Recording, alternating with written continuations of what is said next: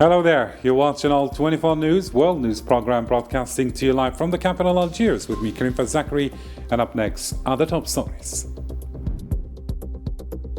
Algeria reacts fiercely to a French documentary calling it an act of aggression and warning of worse to come.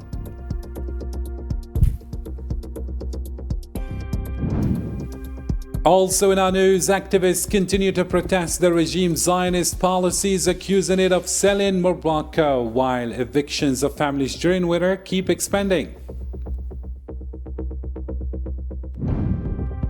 Next, in Sudan, an attack kills 2 near Dilling. The army says it's close to breaking the city's siege as legal cases against the Rapid Support Forces pile up.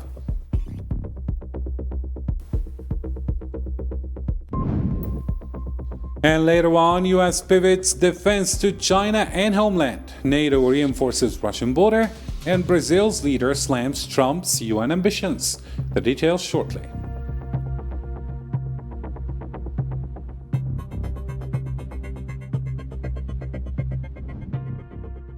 Welcome to the details. It's great to have you with us tonight. First off in our news, Algeria has summoned France's chargé d'affaires in Algiers, protesting what it calls a defamatory documentary aired by the public channel France 2.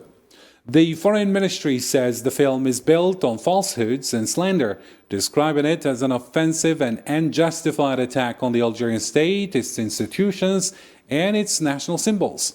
Algiers warns it reserves the right to take all necessary measures in response.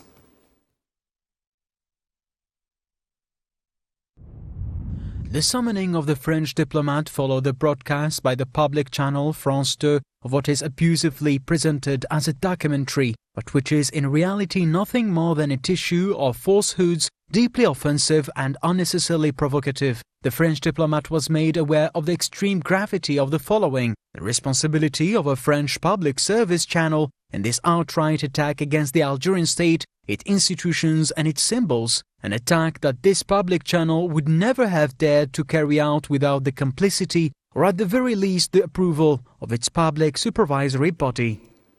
In the same context, the Algerian Foreign Ministry accuses the French embassy in Algiers and the ambassador personally of promoting an offensive campaign, creating the impression of official French endorsement.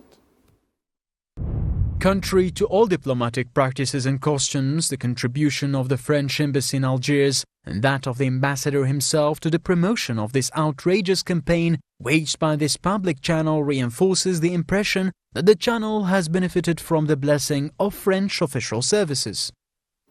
On the same note, Algeria's foreign ministry states the French ambassador's actions are clearly inconsistent with his diplomatic duties and rejects his involvement. The Algerian government condemns in the strongest possible terms the broadcasts in question and the responsible nature of the accusations and offences it conveys concerning the Algerian state and its institutions. Furthermore, the Algerian government expresses its strong disapproval of the involvement of the French ambassador in Algiers in acts manifestly contrary to the exercise of his mission as codified by law and enshrined in international custom.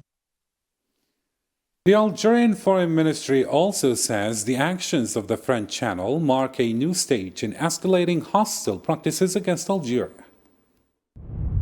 The actions of the French channel in question represents a new stage in the escalation of anti-Algerian activities that French official circles are maintaining in order to keep Franco-Algerian relations in a state of permanent crisis. Moving on now to other national news. On Saturday, Boualem, the principal private secretary to the president, chaired a seminar on proposed technical amendments to the constitution and the electoral law. The presidency says the meeting reflects President Abdelmadjid Tebboun's push for dialogue and consultation. The proposals include setting an education requirement for presidential candidates, regulating oath ceremonies, and allowing the president to call early local elections. أولا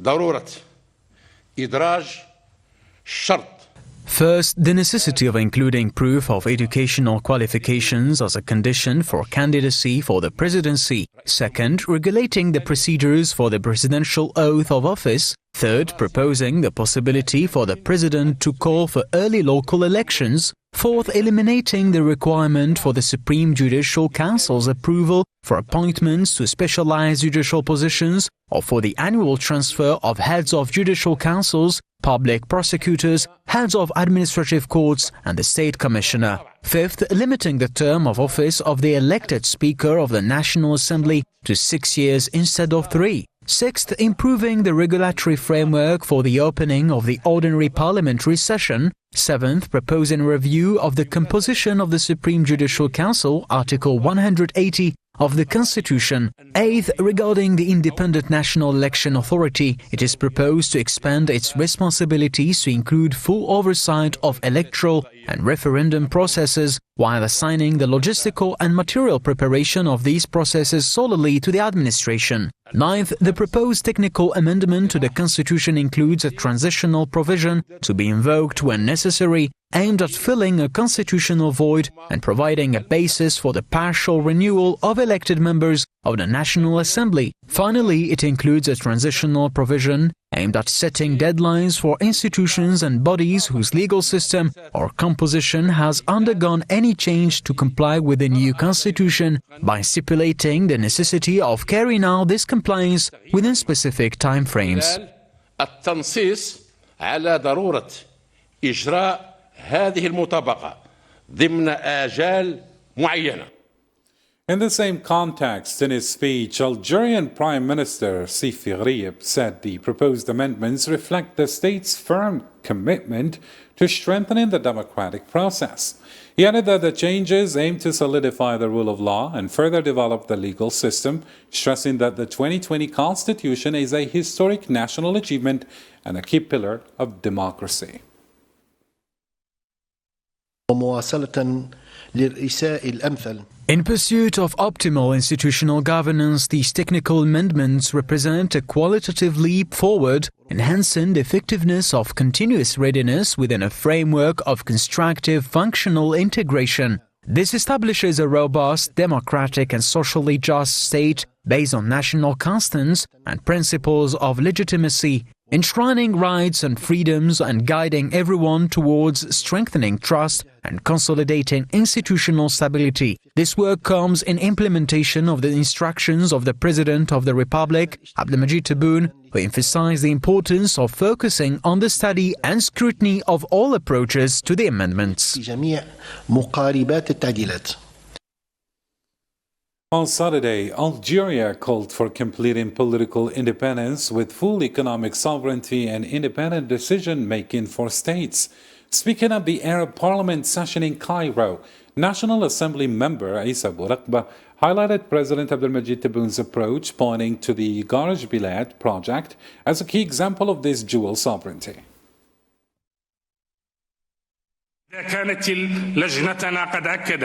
If our committee has affirmed in the provisions related to monitoring the political situation and foreign interventions the necessity of strengthening national states, then this inevitably requires us to broaden the concept of sovereignty to include economic sovereignty as one of the fundamental pillars of true independence. In this context, the exploitation of Garaj Bilad mine, the world's third largest iron ore deposit, more than 6 decades after independence, stands out as practical model and clear evidence that owning national resources and adding value to them domestically is, in itself, an act of sovereignty par excellence. It also conveys a clear message: an independent national decision cannot be built without solid economic foundation, and that directing national wealth wisely and choosing sound investment paths lies at the very core of genuine sovereignty.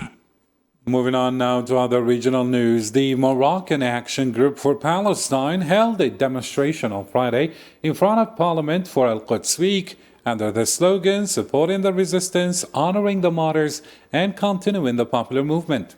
Participants pledged to continue opposing Zionism, reject official normalization, and confront its influence in Morocco.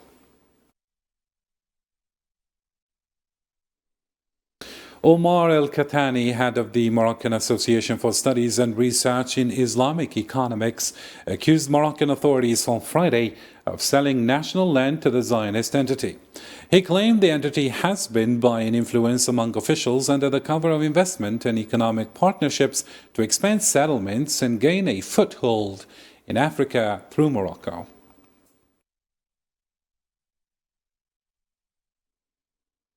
The Moroccan Makhzen has stepped up efforts to evict families and demolish homes during winter, part of a wider policy of handing Moroccan properties to Zionist interests. Zara Farjani has the full story.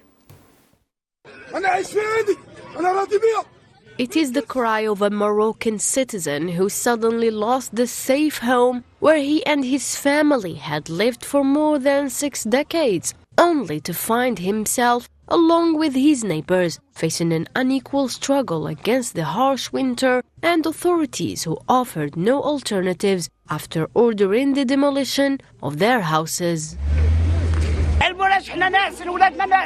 We were asleep, our children were asleep. We were startled awake at 6 in the morning. They came to demolish the house. Where am I supposed to go? Tell me, where do I go? Don't demolish my home, they say. They will give us a solution. Where is this solution? I don't see it.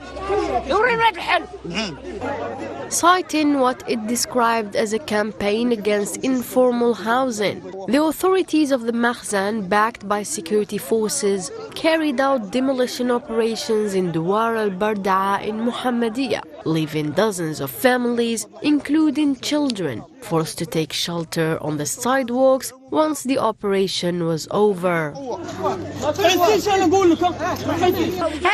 This woman has no mother, no father, no sister, no one. She is alone. It is humiliating. They want to demolish what little she owns, and they told her they want to take her to a nursing home. We have lived through these promises and so-called benefit before with a number of officials who made false promises to people living in rented housing, and to this day they have received nothing until when, a year, 2 years or more, rent will not be a solution. The demolition of Douar al-Barda'a is neither the first nor the last in the Makhzen's ongoing drive to reshape public space through the disposition of families, the destruction of their homes, and their subsequent handover to Zionist interests. And in another story, the Belgian Committee for the Support of the Sahrawi People voiced full solidarity with human rights defender Aminatou Haidar, barred by Moroccan authorities from traveling abroad for medical treatment. The committee said Friday that the move violates international law and basic rights to movement and health, reflecting a broader policy of repression against Sahrawi activists in the occupied territories.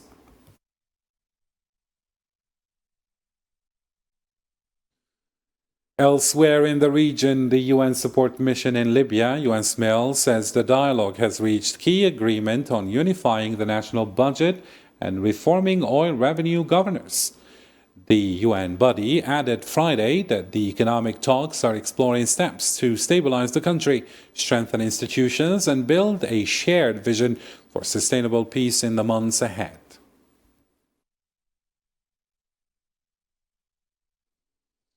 Libya's Prime Minister Abdulhamid Dbeiba announced a long-term strategic deal to develop oil projects with over $20 billion in investments.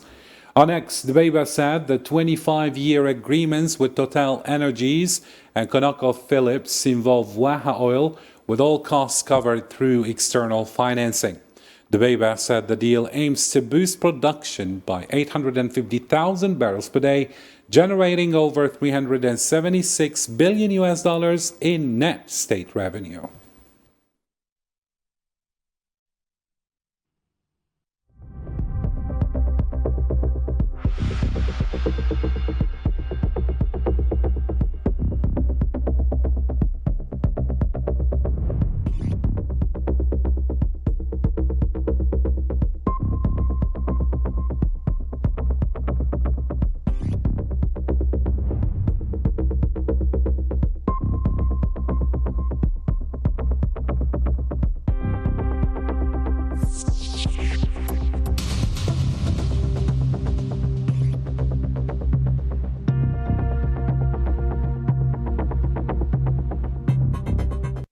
Moving on now to the Middle East. In Gaza, at least 4 Palestinians, including 2 children, were killed and others wounded in occupation airstrikes, violating again the ceasefire. On Saturday, the raids hit Jabalia and Beit Lahia, killing a young man in Jabalia and 2 children near Kamal Adwan Hospital. Another young man was killed in Khan Yunis, while airstrikes targeted buildings east and north of Rafah.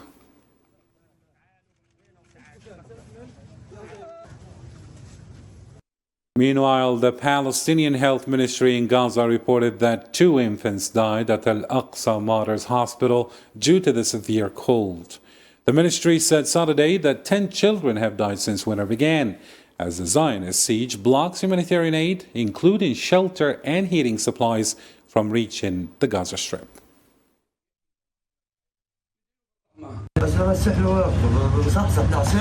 I'm wiping it for him. He's sleepy and did not sleep last night due to the bombing. Get some Kleenex. Wash him, do something, get up. Get up, Muhammad. Where is Salman? So this is the peace they talk about. This is it. This is surrendering, not peace. Now Muhammad is gone. In Al-Mawasi in southern Gaza, displaced Palestinians line up daily at a soup kitchen where a plate of cooked rice there may be their only hot meal of the day. Karim Asfaw reports. What many of us take for granted, a simple hot meal, is an unimaginable hardship for many in Gaza. The deepening food crisis after 2 years of war and siege continues to exact a devastating human toll. Here in Al-Mawasi, Iyad al-Masri, who was displaced from Beit Hanun in northern Gaza, must rely on charity kitchens to feed his family. He is just one of countless Palestinians who have been forced from their homes. I walk about 800 meters from my home to get here to this charity kitchen. I receive this rice for me and my children. After all the suffering, this is what I receive. It may seem like nothing, but for us it's everything. Despite news of a possible opening of the Rafah crossing of the border with Egypt, hope is running low among Gazans as their survival rely today on the few charity kitchens still operating. The suffering is the same, the hunger is the same, and diseases are still here. Nothing has changed for us. On the contrary, the situation has worsened. There has been no improvement. We prepare meals in this kitchen. As you can see, they come to us from everywhere just to get a meal and ease their hunger. This scene is far from realistic than what you see in the media talking about the opening of crossings and the entry of humanitarian aid. The evidence from personal testimony to international statistics converges on a certain conclusion. Gaza remains trapped in a fight for its most basic rights, despite the so-called ceasefire. In fact, this unprecedented crisis is quantified in stark terms. According to the UN, the humanitarian situation in Gaza is critical, with roughly 95,000 people currently suffering from severe malnutrition reflected on the endless lines at charity kitchens and the empty markets. And lastly, in this file, Ottawa Commissioner General Philip Lazzarini says the occupied West Bank is facing its worst humanitarian crisis since 1967 due to the ongoing Zionist attacks on Palestinian refugee camps. In a Saturday tweet, he said tens of thousands have been forced to flee, worsening living conditions and straining humanitarian organizations.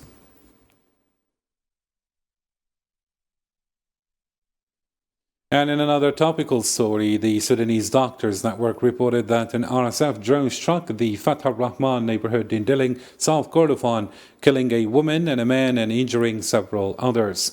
The network called the attack a deliberate assault on civilians, holding the RSF responsible and condemning the use of drones in populated areas as a violation of international humanitarian law.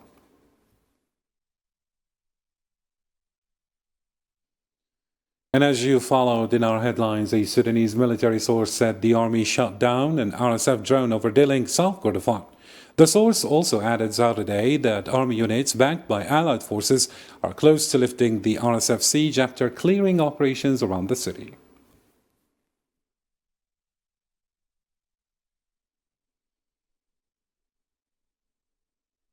Meanwhile, Sudan's public prosecutor says 188,000 criminal cases and death sentences have been filed against the Rapid Support Forces, with some already reaching final verdicts.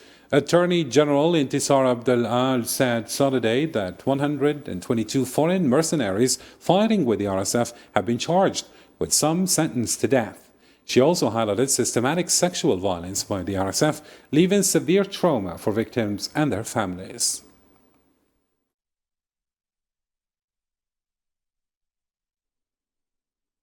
Elsewhere in the Middle East, the Syrian Foreign Ministry denied Saturday that it agreed to extend the ceasefire with the Syrian Democratic Forces.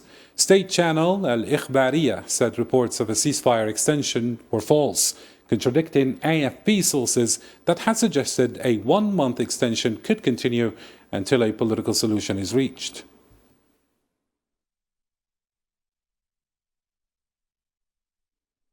And in Iran, the Revolutionary Guard claims to have foiled a major plot.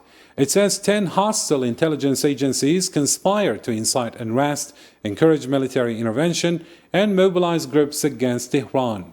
State-affiliated Tasnim news agency reports the plot was countered by a series of intelligence operations following what it calls the 12-day war against the Zionist entity. The Guard credits the failure of the plot to the readiness of security institutions and public vigilance.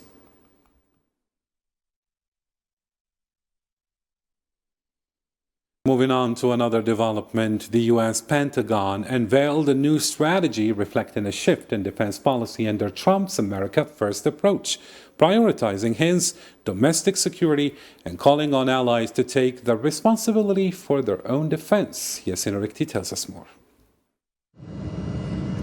The United States has released a new national defense strategy, marking what the Pentagon calls a historic shift in U.S. military policy. The strategy places the security of the American homeland at the top of Washington's defense priorities. Published by the Department of Defense, the document reflects President Donald Trump's America First approach. It calls for a reassessment of U.S. global commitments and a rebalancing of defense responsibilities with allies. Under the new strategy, U.S. allies in Europe and Asia are expected to take on a greater share of their own defense. Washington signals that future military support will be more limited and conditional, criticizing long-standing partners for relying too heavily on American protection.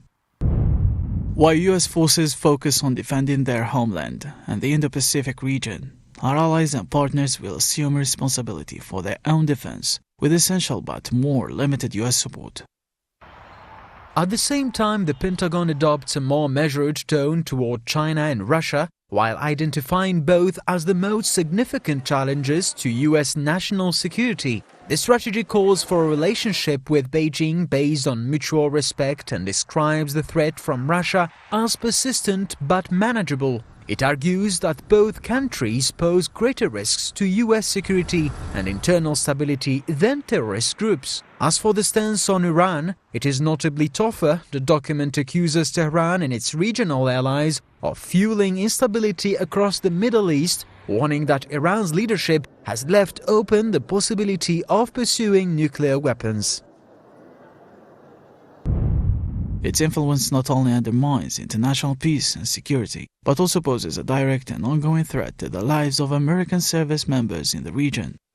This strategy also raises concerns in South Korea. It suggests that Seoul is now capable of taking on greater responsibility for deterring North Korea, while playing a larger role in regional security, including countering China's growing influence. This move toward greater self-reliance, sharper focus on homeland security, and a more calculated approach to global threats will shape not just U.S. military posture, but the security landscape around the world.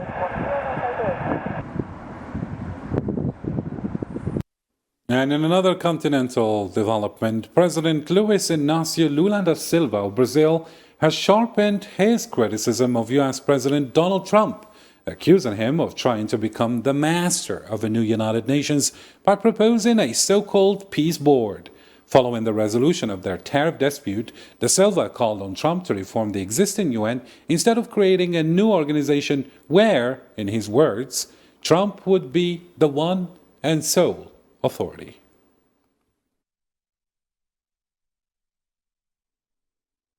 And in another development, NATO has announced plans to establish a new defensive zone along its eastern flank with Russia, significantly boosting weapons and ammunition stockpiles.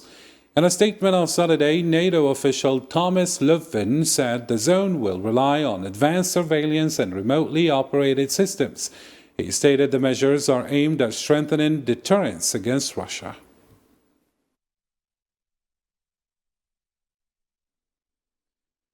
For his part, Ukrainian President Zelensky urged the U.S. to fully deliver on air defense agreements after Russia launched over 370 drones and 21 missiles at Ukraine's energy facilities.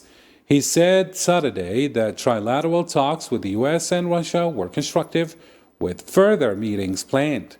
Military representatives outlined key issues for discussion, while the U.S. proposed formal formulas to define conditions for ending the war.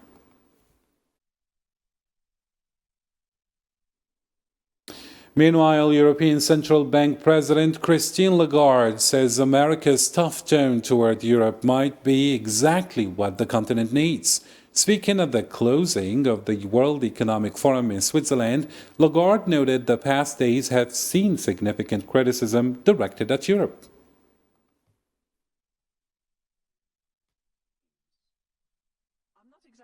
I'm not exactly on the same page as Mark. And having 25 years of business background, I think that we policymakers are at a point where we have to look at Plan B or Plans B. But even with those Plans B, which have also been articulated by Ursula von der Leyen, I'm not sure that we should be talking about rupture. And on the same occasion, Germany has announced that EU-India free trade agreement talks are in their final stages, paving the way for a deal. At a press conference in Rome, German Chancellor Friedrich Merz stated that European Commission President Ursula von der Leyen is preparing to travel to New Delhi in the coming days to formally sign the agreement once remaining details are settled. We must rapidly this road. In a few days' time, the President of the European Commission will travel to India to establish the principles of a free trade agreement between the subcontinent and the European Union. I was in India a week ago, and I have no doubt whatsoever that the era of great powers presents an opportunity for all of us and for all countries that favor regulations above arbitrary rule and see greater benefit in free trade than in protectionism and isolationism. And in other economy-related news, President Donald Trump has threatened to impose tariffs of up to 100% on all Canadian imports if Ottawa enters into trade agreements with China. In a post on his social media platform, Donald Trump stated Washington will not allow Canada to become a dumping ground or a backdoor for Chinese goods, warning any such move would trigger immediate and comprehensive economic retaliation. And now it's time to catch up on other international news stories in the News in Brief with Sofiane Kentouri.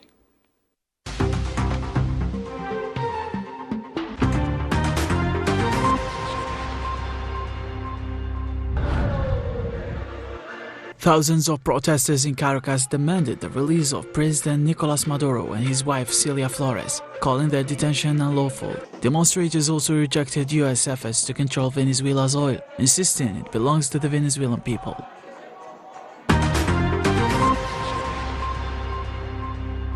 The Trump administration is considering escalatory measures against Cuba, including tightening naval blockade to block oil shipments. According to Politico, the move is backed by Secretary of State Marco Rubio, reflecting Washington's growing use of energy as political pressure.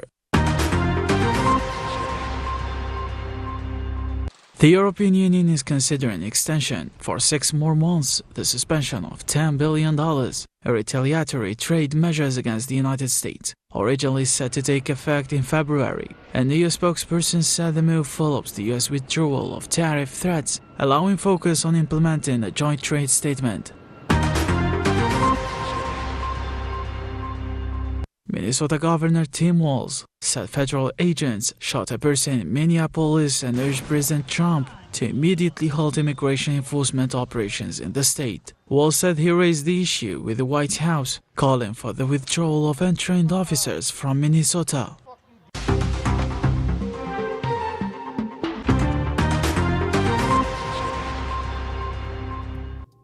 And with this, our program draws to a close. To catch up on any part you missed or get the latest updates, you can always visit our social media platforms. On behalf of all 24 News team, I'm Karim Fazakri. Thank you for watching and do take care.